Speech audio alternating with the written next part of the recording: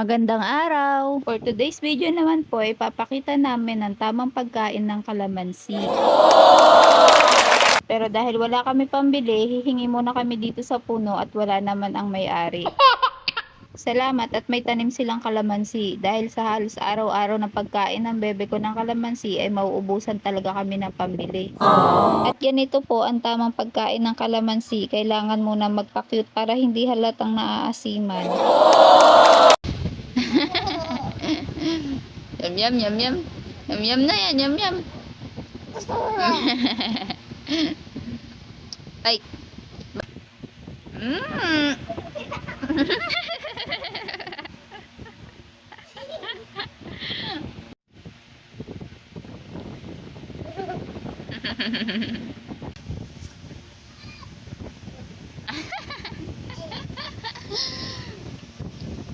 Sour. Ajim.